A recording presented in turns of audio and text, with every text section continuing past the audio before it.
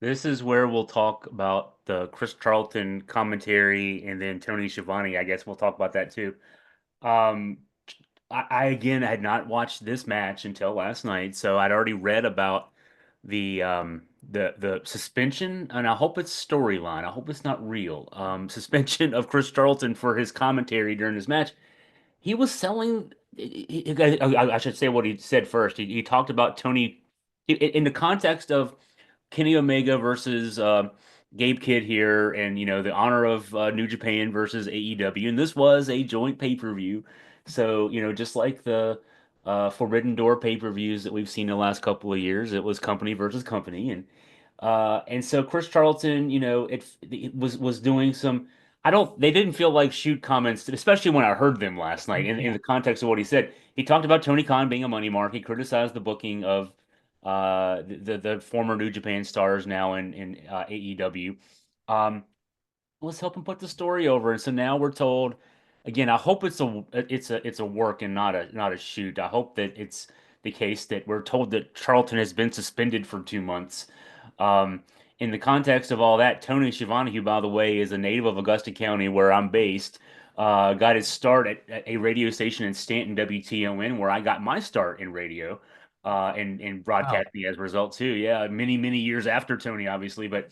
Um, and Tony Schiavone posted a tweet, then deleted the tweet where he basically told Chris Charlton to GFY and something about needing to take a shower. I also hope that that was a work on the part of Tony, but we won't know that for sure. And then Tony wasn't at Dynamite this week. Folks were wondering, was that a result of him being punished somehow for his tweet that he deleted? Dave Meltzer says no, it was just a family issue. Um, I wrote a quick column about this yesterday, and I noted in the column, be careful, taking Dave Meltzer's word for anything necessarily. Dave knows more about wrestling than any of us, and he's forgotten more about than any of us will ever know. But also, yeah, wrestling journalism is wrestling journalism, so it can be a work too. But anyway, all that said, I hope this is all just a big work that these people don't take themselves that seriously. That Tony Khan needs to tell New Japan, hey, you need to suspend that guy for 2 months because he said mean things about me. Yeah, I want to commend Walker Stewart and Chris Charlton because the commentary on this show was phenomenal. Um, Very concise. They got to the point. They told stories while they were calling the action in the ring. Um, I, I was really blown away with the commentary, and I'm not just saying that apropos of this. I'm really upset that he was suspended because while I was watching the show, I was just thinking, man, this commentary is terrific. And I haven't watched much New Japan since Walker Stewart became the lead play-by-play guy.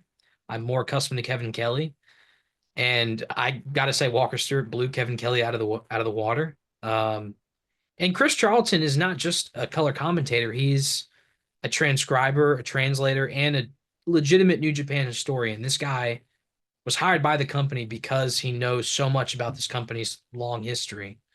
Um, so to not have him on the booth and ostensibly he's not working at all is shocking to me if it's true. I hope, like you said, it's a work. I want to throw this out there because I mentioned this in the review and I think it's pertinent for New Japan fans and people being introduced to New Japan. Is Tanahashi's retirement match. He's the president of the company. I mean, people say he's the Hulk Hogan of Japanese wrestling. He saved New Japan from the brink of death just for his sheer charisma and positivity, um, and the connection he has with the audience. He's retiring at next year's Wrestle Kingdom, and he wants to sell out the Tokyo Dome. Um, and this year was the lowest attended Wrestle Kingdom that I can recall. Maybe ever 21,000 people. This show that usually does in the realm of 25 to 40,000 people. So they had their work cut out for them. I wonder if we're going to get a promotional war here. The Forbidden Door has always been a respectful thing so far. Are we going to get AEW versus New Japan over the course of the next year? Yeah, it's yeah, was also disappointed in seeing the crowd shots. They had just a few crowd shots. As you when the the bigger, like when at the beginning of the show, I think when you first turn on a New Japan pay-per-view, you see a few minutes of just a still camera from way back.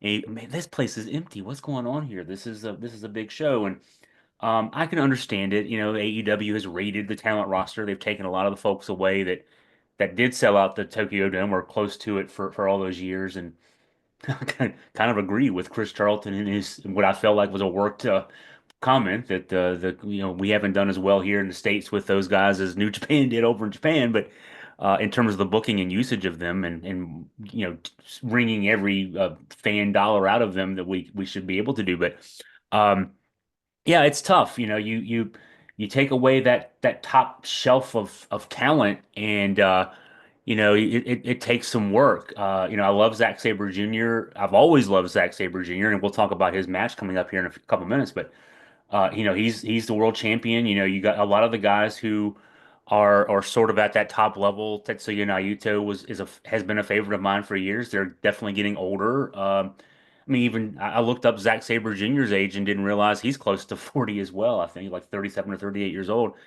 So yeah, it's tough. You got, they had they should have if AEW hadn't come along, 6 years ago, New Japan would have all those guys plus, the Zack Sabre Juniors and Gabe Kids and all these guys of the world right now on one, one roster.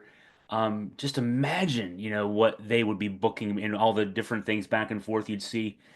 And so, because they haven't built up quite yet that next generation to be able to take over. I mean, Takeshita should be over there, competing. If again, if not for AEW's last 6 years. So, uh, yeah, it's a challenging time for them right now. And the goal of selling out Wrestle Kingdom next year. You got a year, but a year is a really short time in terms of building up a talent base. It's going to take longer to do that, and so it's not going to be easy for this company. That said, you're what you had said to prompt this was, can you see a promotional war? I don't know if I'm Tony Khan. I mean, they're both individual companies. I don't know if I'm Tony Khan, if I want to prop them up.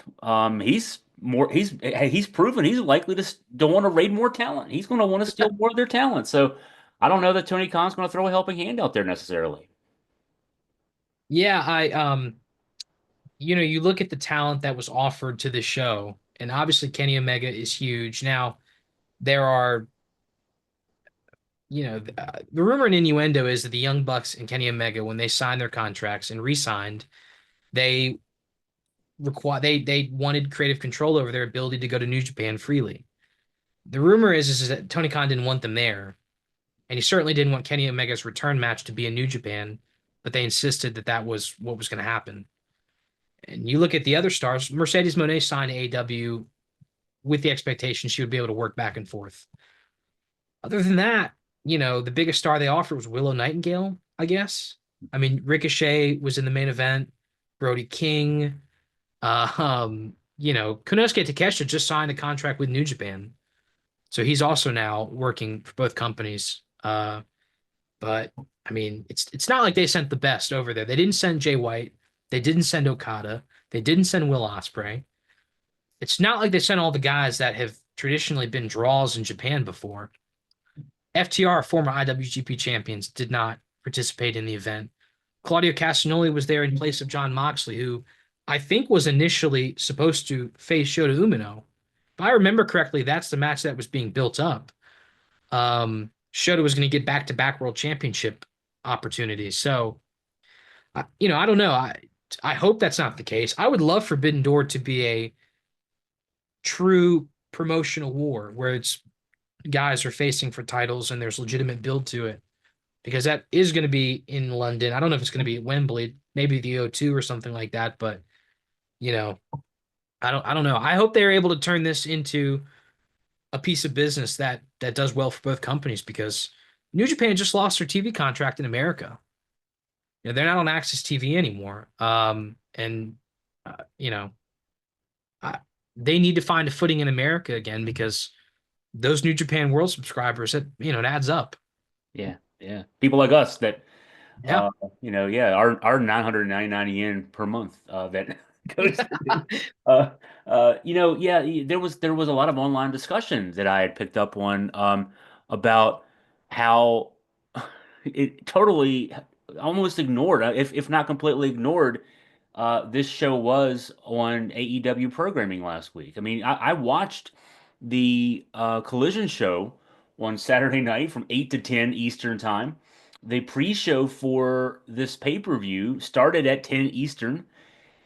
I don't remember there maybe was if there was any mention of this show on that 8 to 10 in that 8 to 10 time slot, it was so insignificant that I don't remember it. So it's weird that and I'm even to it was even to a point where okay, I'm assuming at some point during that, that they're not during that 8 to 10, time frame. Well, I'm just gonna, I'll go and look on my pay-per-view channel on my cable, and well, it's not there. That's weird. In fact, the pay-per-view channel that is on my cable was re-showing World's End. So I'm like, okay, this is odd. I guess I'll go New Japan. That's great. I'll go to the app and get it there.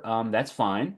Um, but so I had to look that up. It wasn't like AEW told me this was the case, so they weren't trying to help New Japan make any money, in any way, shape, or form. And that was just it stood out as being so odd Yeah. that we had to find it with